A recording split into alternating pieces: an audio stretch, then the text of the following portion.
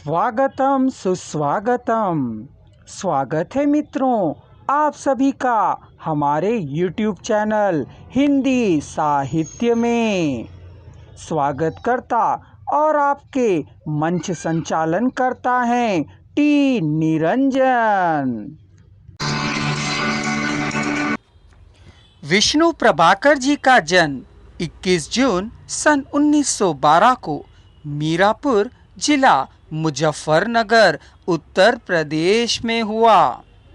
इन्हें इनके एक अन्य नाम जो है विष्णु दयाल के नाम से भी जाना जाता है। विष्णु प्रभाकर जी की कई प्रमुख कृतियां प्रकाशित हो चुकी हैं, जैसे कहानी संग्रह के रूप में संघर्ष के बाद, मेरा वतन, आदि और अंत, अधूरी कहानी, तपोवन की कहानियां, मोती किसके, धरती अब भी घूम रही है, खिलौने, एक आसमान के नीचे, कौन जीता कौन हारा, पाप का घड़ा।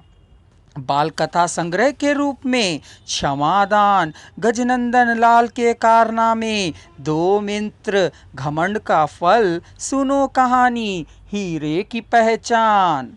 उपन्यास के रूप में ढलती रात, स्वप्नमयी, अर्धनारेश्वर, धरती अब भी घूम रही है, पाप का घड़ा, होरी, कोई तो, निशिकांत, तट के बंधन, स्वराज की कहानी, आत्मकथा के रूप में और पंछी उड़ गया, मुक्त गगन में, क्षमादान और पंखहीन।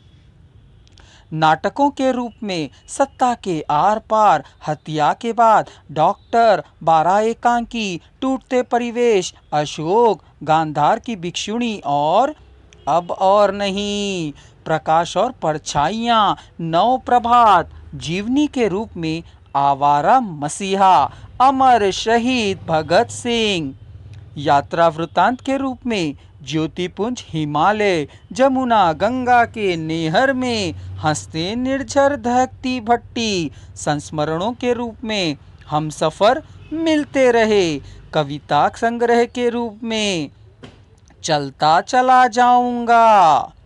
विष्णु प्रभाकर जी की प्रमुख रचना आवारा मसीहा सर्वाधिक चर्चित जीवनी है। इस जीवनी रचना के लिए इन्हें पाब्लो नेरुदा सम्मान, सोवियत लैंड नेहरू पुरस्कार जैसे कई विदेशी पुरस्कार प्राप्त हुए हैं। इनका लिखित प्रसिद्ध नाटक सत्ता के आर पार पर इन्हें ज्ञानपीठ पुरस्कार, मूर्ति देवी पुरस्कार प्रदान किया गया।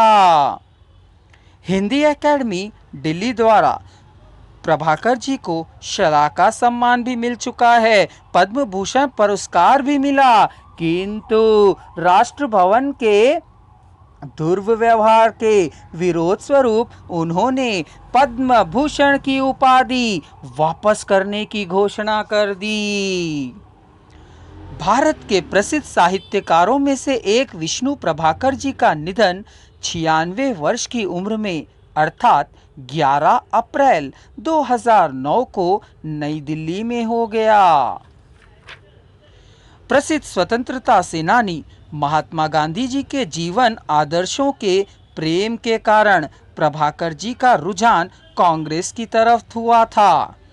वे आज़ादी के दौर में बजाते राजनीतिक बिगुल में अपनी लेखनी का भी एक उद्देश्य बन गया था, जो आज़ादी के लिए संघर्षरत थी।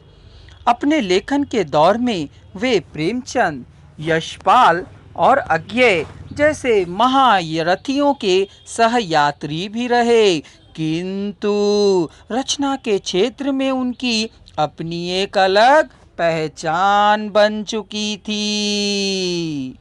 विष्णु प्रभाकर जी आकाशवाणी, दूरदर्शन, पत्र पत्रिकाओं तथा प्रकाशन संबंधी मीडिया के विविध क्षेत्रों में पर्याप्त लोकप्रिय रहे। आशा है मित्रों आपको हमारा वीडियो पसंद आया होगा, तो विलंब ना करें, जल्दी हमारे चैनल को सब्सक्राइब कर लीजिए और हमारे द्वारा अपलोड करने वाले वीडियोस का आनंद उठाइए।